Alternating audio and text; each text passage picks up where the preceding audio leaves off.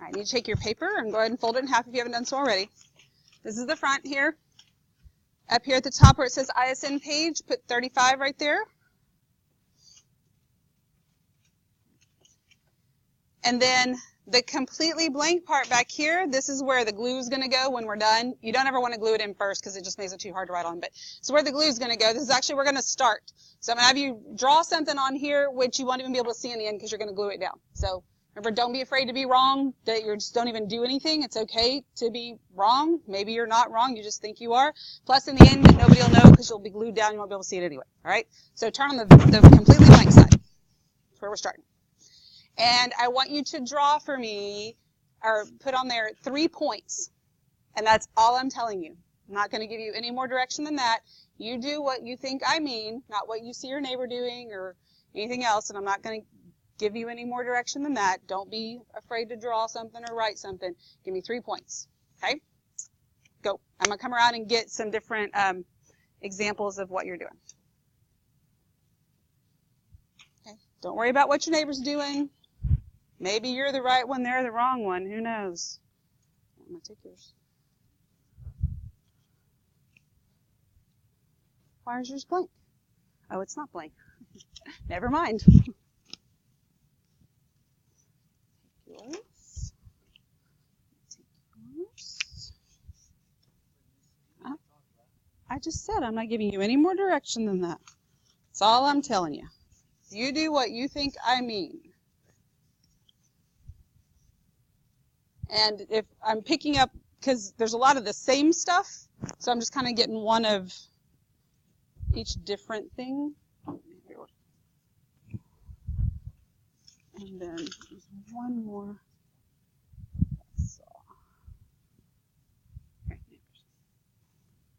Okay. So let me show you this, and I'm pretty sure I have a even if I didn't take yours, I have a representation of yours up here. Something that was close to what you all had. So. All right, so here's one example of 3 points, okay? And I have a love-hate relationship with my document camera, so it doesn't always like to show things very well. Here's another example of 3 points. Here's another one. So I can zoom out a little bit. These 3, I know it's kind of hard to see, but there's 3 points right there. There's 3 points. These 2 are kind of the same, so I'll keep the bigger one. I didn't realize I got 2 of each. And then 3 points right here, okay? So I can't really show you all of them at the same time, I don't think, but of these, it kind of gives you most of it. Are any of these wrong, you think? No? Do all of these represent 3 points? Yeah? Anybody have something completely different than this, or yours pretty much fits this, right? I think I looked at them all. Okay, so tell me about a point. What does a point do, or what is it? It's an exact spot. Okay, so does this represent an exact spot? Sure does. Does this right here? Well, let me look at this one. I could tell you even what that exact spot is, right? If I knew how to turn the graph correctly, because I don't know which is fine. But I could actually give you the coordinates for that. This, because I don't know the scale, it represents an exact spot. I couldn't tell you what it is, but it's right there. I know that. This doesn't have a grid on it, but does it represent a location of some sort? Sure does. Okay. Now, so besides the fact that this is on a coordinate plane and these are not. Okay, so besides that, just pretend like this coordinate plane isn't here. What's the difference between these two? What's one of the differences between these two sets of points? One's bigger. Like these are huge. These are tiny, right? Does that matter? Are they still both points? Is one better than the other? No. They just both represent a location, right? This one, one of the reasons I picked this one up is because I thought it was one thing, because I don't have my glasses on, but I was thinking, I can see that she has little dots here, but even if she didn't and it was just like these little line segments here, would that still represent a point even though it wasn't a dot? Yes, okay. So, I mean, either way, that totally works. Like a number line. You have the little hash marks maybe on there that represent those points even though they're not dots on there. in Algebra 1 or in anything, you may not have actually graphed something like this, but you've probably seen graphs where maybe you had 3 sets of data and you wanted all the line graphs to be on the same graph, but you wanted to be able to tell the difference between them. So maybe one was points, like I think most of us probably think of points being dots. You know, if you said if you had to plot a point on a graph, you're probably going to make something that looks like that. But if I did that with my first set of data, but then I want my second set of data to obviously be different, maybe I use squares. And then maybe for the third set, I use triangles so I can tell the difference between those. You've seen those? But they also just represent points, right? On maps, the cities and stuff usually are just maybe points on the, you know, if you have a map of the United States. But what are the capitals of the states? Stars. Because that's just telling you it's a capital and it's different, but that star still gives you the location of the city, right? So a point is just gives you a location. Does the size or shape of it matter? No, it does not. Okay, so let me give this back and then we're going to get started on this. Okay, who gave me the grid that has hash marks? All right, who gave me the grid that doesn't have hash marks? Who gave me these 3 points, the big ones? Oh, sorry. Who gave me the little tiny ones? Okay, who gave me the line with the letters? And then who gave me the ordered pairs? Okay, awesome. There we go. Okay, so now you can flip back over on the front. And we're going to go through a lot of vocabulary today. Today and tomorrow there's going to be a lot of writing. Right? I mean, there's a lot of writing in geometry anyway, but there's like a lot of writing on these next couple days. And let's see. Okay, so a couple of key things about geometry. A lot of vocabulary, a lot of which you already know. I mean, you know geometric terms. You've known a lot of them since before kindergarten. You've talked about shapes and things, and toddler toys have different shapes on there. But you may not actually have or know the correct definitions. You may think you do, but you probably don't. And we take that and we extend it. Notation is also hugely important. That's something that can get you something counted wrong every single time. So it's probably things that you have seen, that you have experienced, but you may not have been held accountable for notating it correctly, or when you see it, knowing exactly what it means, and the correct definitions and the specifics about everything. We get a lot more little nitpicky, but all for good reason. So here is, see how these blue lines kind of go with the lines that are on the front there. So you got a point, and it's put undef in parentheses like that. Because we have 3 undefined terms in geometry, one of them being a point. Yes, if you look it up in a dictionary, you're going to find a definition. But it's not defined because you can't define what a point actually is. It has no size or shape. Therefore, it's not something that's tangible that can actually be defined in the space in which we live. So like we just talked about, it is an undefined term, has no size or shape, and it denotes or gives a location. Okay? In one of our old textbooks, it was a very bad book, but it said a point is a dot. That's exactly what the textbook itself said. Very bad. No, first of all, it doesn't have to be a dot, and that's not a good explanation of it at all. The middle column is going to be our diagrams for most of what we're looking at.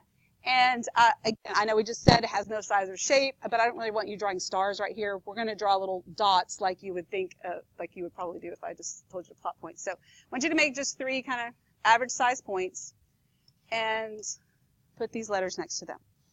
When you name points, those should be printed capital letters.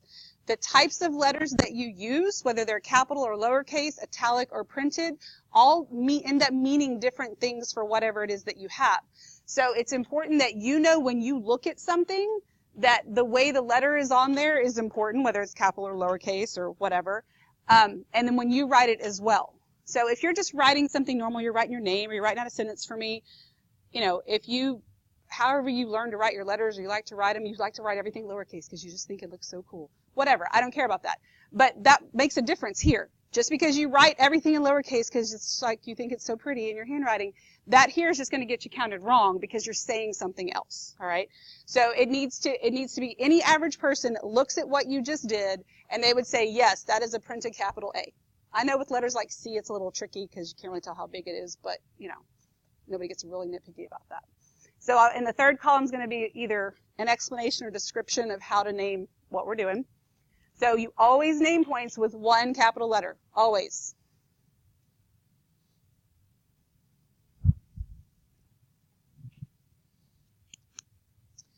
Now, lines. You've been dealing with lines a lot. You probably graphed a bazillion of them last year in Algebra 1. How could you describe to me what is a line? Yes, ma'am. Okay, it never ends. It what?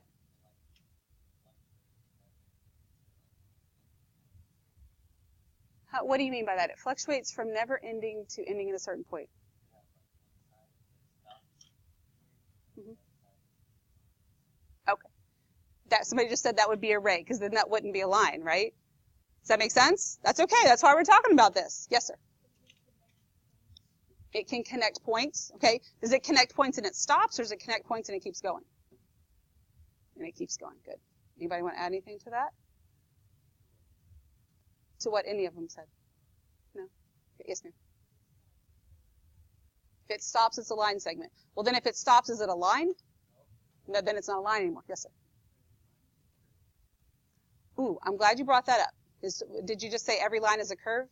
Okay, it's actually the exact opposite of that.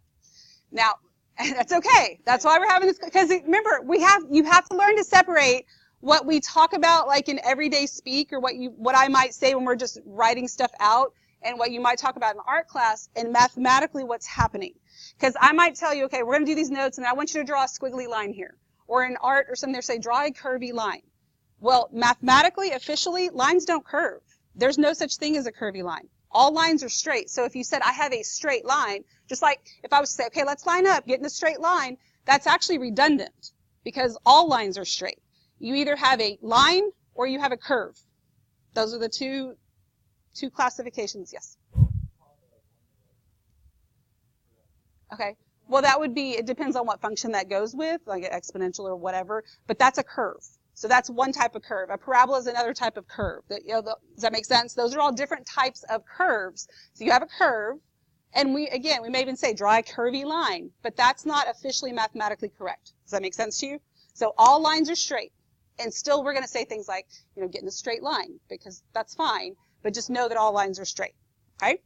So what are lines made up of? What lives on a line? Points, okay? So, and those points have to be all lined up on the line, right? They can't just be anywhere.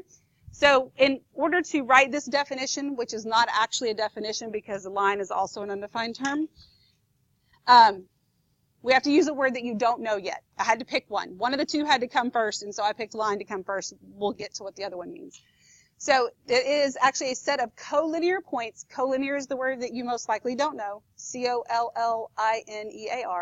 Set of collinear points, we'll talk about that in a minute, that continue in both directions without end, right? Because the line goes on forever.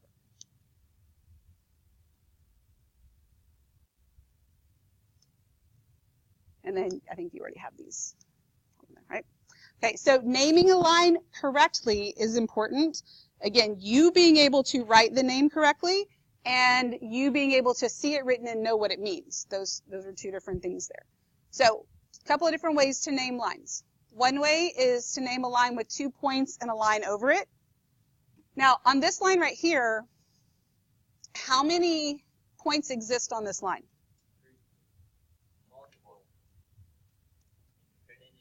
Infinite. There are an infinite number of points on this line, right?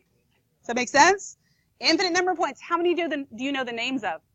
3. Make sure you listen to the questions carefully and that you read them carefully, especially super short questions that are written.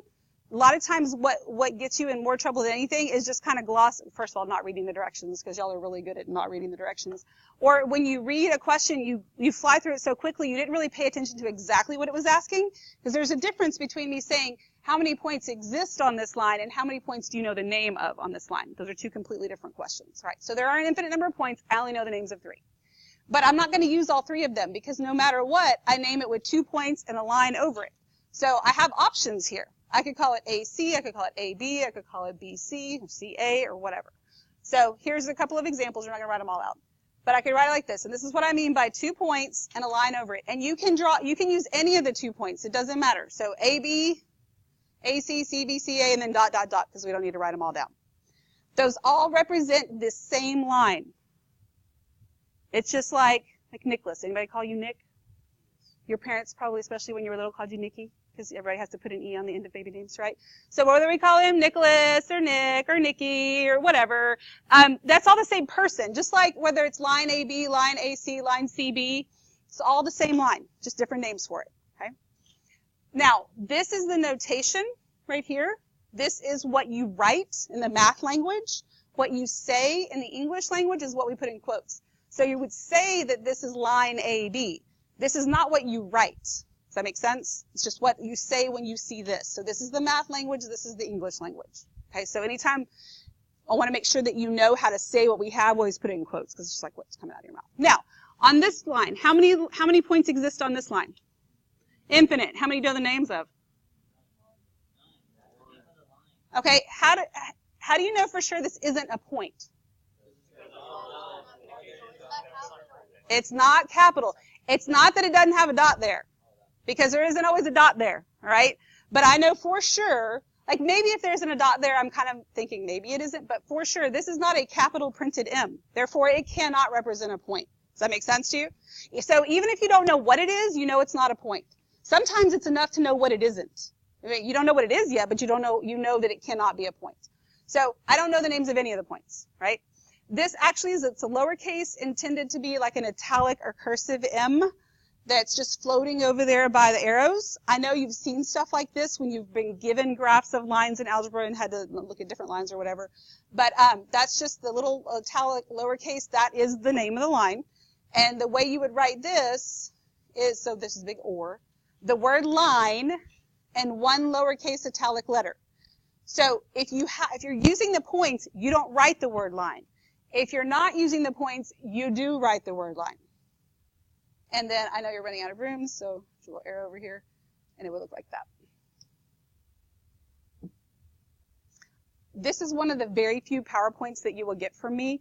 I know those of you in the back, it's hard to see when I get to the bottom. I can't scroll. That's one reason I don't like them. But there's a lot of writing, and when I'm doing a lot of writing, I'm standing in the way the whole time. So.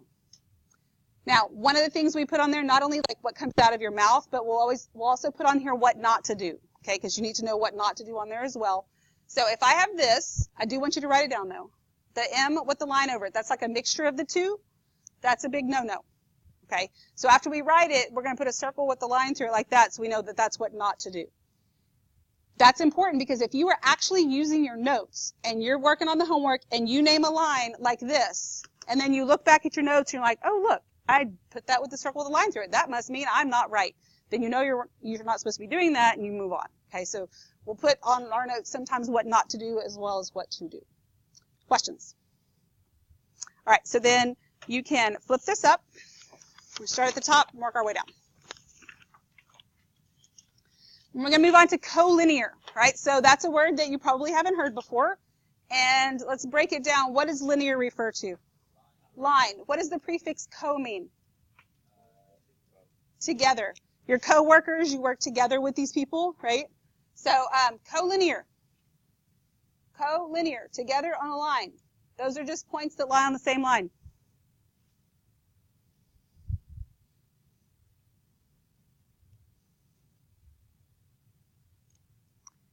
Then, I don't know if I put the picture on there. Draw that line. Point up there.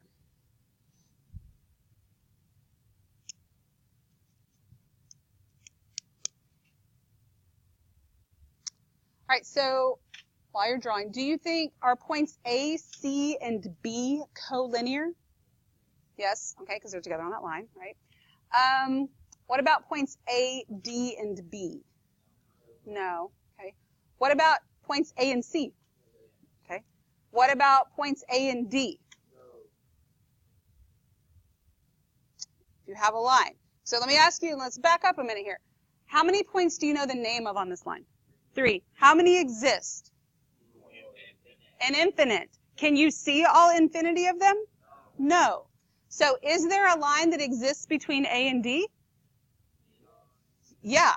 Okay? Just because you can't see it doesn't mean you couldn't draw it in there, all right? So it's not only that they lie on the same line, but I could draw a line through them. So just because you don't see it doesn't mean that it's not there. Does that make sense to you? So points A and D are collinear, right? Because I can draw a line through those 2 points. In Algebra 1, if you were graphing something, you knew it was a line. Your teacher may have required you to still plot 1,000 points before you were allowed to draw a line, and that's fine. There's reasons for that. But what is the absolute minimum you can plot to get your line when you know it's a line? 2. Your teacher may have made you do 3, but that's kind of probably to make sure it really is linear, because if those 3 don't line up, then it's not linear. But you only really have to get 2, right? So between those 2 points, I can draw a line, because even if I put a third point, it would still have to be that same line. Does that make sense? So our points D and B, collinear. Yes. D and B, they're collinear. I can draw a line through them. Are points X and Y collinear? Yeah. Do you even know where they are? Nope. X could be sitting right here. Y could be on Mars. Could I draw a line through the 2? Absolutely. Okay. Us as a group of people in this room, are we together as a group collinear? No. Just a hot mess of points, right? Are you and I individually collinear? Yes. I can draw a line from me to each one of you, and it would just be like 29 different lines. Okay, does that make sense? So what's the minimum number of points you can name to have a set of non-collinear points? 3. Because any 2 points are collinear. Like I said, X and Y, we don't even know where they are. I wouldn't even have to look at a picture. If the pictures start to confuse you, because they'll get a lot more complex than that, there are certain things you don't even need to look at the picture for. If it's just 2 points, of course they're collinear. 3 points, I'm going to have to see a picture or have some more information. Okay? So we said that A, B, and C are collinear. That word, for some reason, gives some people issues. And in a couple weeks, I just don't get collinear. I'm not really sure why there's a confusion there for some people, but break down the word. That's why you're taught things like that in English class. Together on a line, that's exactly what the word means. Points A, D, and B are non-collinear. I didn't make a separate box for the definition of non-collinear because it's just the opposite of collinear, if you got that. And then it takes at least 3 points to be non-collinear.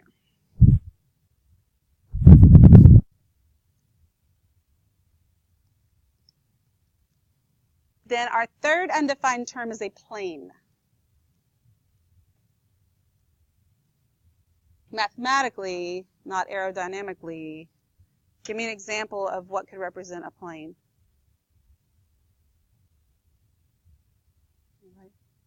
Or give me an example of a plane. Describe it to me.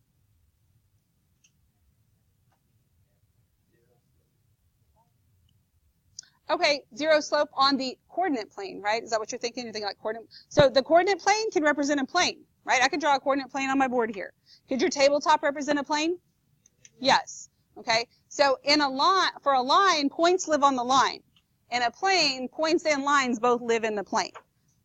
Is a plane 1, 2, or 3-dimensional?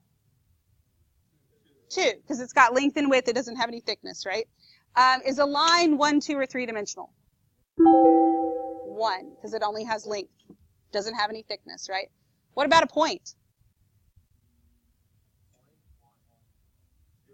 Has no size and no shape, so it doesn't have any dimension. It's 0-dimensional. That's why it's undefined. You can't even tangibly talk about it, right? So a point is 0-dimensional. A line is 1-dimensional. Plane is 2-dimensional. It is just the best short way, because it's not really a definition. Tried to shorten the words as much as I could. Flat surface that continues in all directions without end. Now, we can talk about them as coordinate planes. We can talk about them as a face on a polyhedron. But I want to at first just talk about it as just the general plane floating out in space somewhere. So when we draw those, we make them just look like parallelograms. Yes, sir.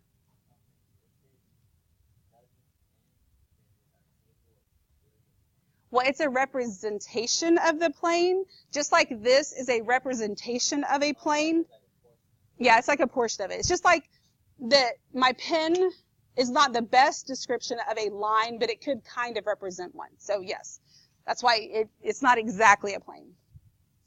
But it's slanted like a parallelogram, because you can't really put arrows on it. It just kind of implies that it goes on forever. That's a capital, like cursive or italic R there, and then there's point D. So naming a plane. First of all, is this point R? No, we know for sure because it's not printed. Yeah, it's not a printed R. It's a cursive R. All right, so you can name a plane with the word plane and one capital italic letter. If it's there, you can't go make one up. But this is floating over in the corner, kind of like that M was floating for the line. So we could call it plane R. If you don't have that letter there, but you have points in the plane, then you can use the points. So your other option is the word plane in 3 non-collinear points. Tomorrow we'll talk about why they have to be non-collinear. Today you're going to have to take my word for it. But there's not much that we do where I'd say it's just because I said so. There's a lot of stuff that you do mathematically because your teacher said so, but you don't really know why you're doing it. You will always get the whys from me, and I'm going to have to go back in and fill in some of the whys that you haven't gotten before. But so could I name this plane ACB? ACB. No, because they're collinear. Right? You don't know why that's a problem yet, but it is. Then ADB, could I call it plane ADB? Yes, or CDB or B. Basically, D's got to be there, and I can't use R. So there's lots of options. I'm just going to write down one. Plane ABB. Or anything. It's just the first one I wrote down. And plane ABC, is that okay? No. So I want you to write it down, and then we're going to put the circle with the line. Yes, sir. We'll talk about that tomorrow. It's a very good question, but I don't have time to answer that today. So right now you just need to know it needs to be that way, and we're going to talk about that a few times tomorrow. It's a good question. All right, coplanar. If collinear means points that lie on the same line, what do you think coplanar means? Coplanar. If collinear is points that lie on the same line, coplanar. Okay, good. And it's not just points, but it's points and lines, because lines live in there. So points and lines that lie in the same plane, that's your coplanar.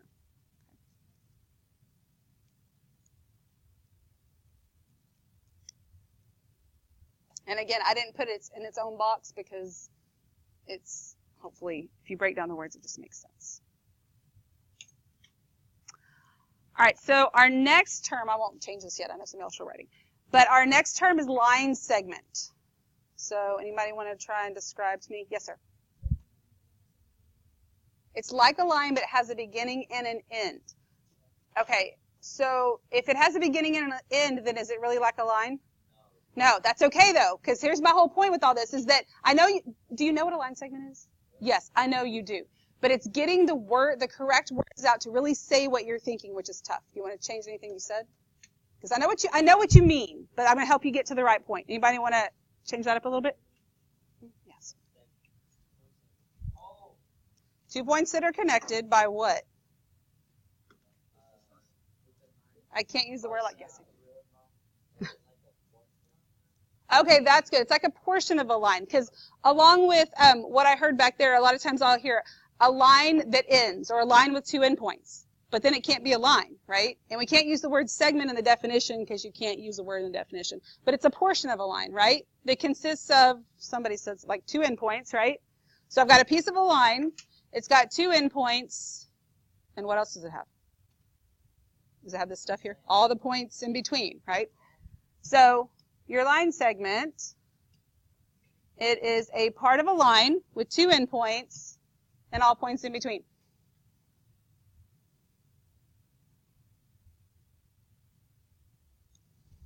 So one thing that is a challenge because you're not used to having to really explain things and justify things is trying to say what you mean. Because most of the time I know what you mean. I know what you're thinking, but I've got to train you to make that come out in words that you really mean. Because it's hard. I know it's hard. All right, so here's our picture. Again, I know you can identify, you could have drawn it. It's coming up with the words to really say what you're thinking. So to name this, you name it with 2, this should say not just points, and I can't change it because it's a PowerPoint, but 2 endpoints. That should say endpoints right there. Name with 2 endpoints and the segment over it. So I only have 2 options here. I could name it AB with the line segment over it, or BA, which would say line segment AB. In the quotes, that's what's coming out of your mouth.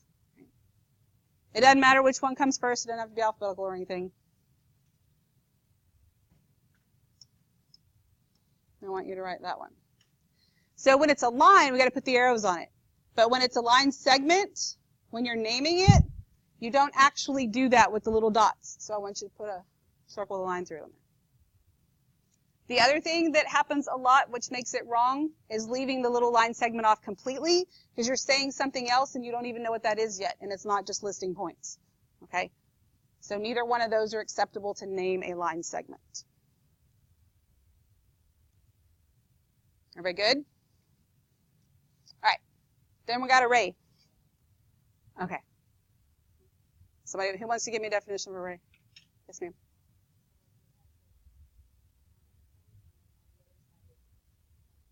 Okay. So one endpoint and it's never ending. Again, I know what you mean. But does this have one endpoint and it's never ending? Is that array? No. What you got? Very good. Good. Part of a line. It's just like a line segment, right? And again, I know what you mean. I know what you were getting at. But it's part of a line, which means what I just drew over there wouldn't work. So part of a line, and with one endpoint, like you said, and then all points to one side. Very good. And here's the picture I want you to draw.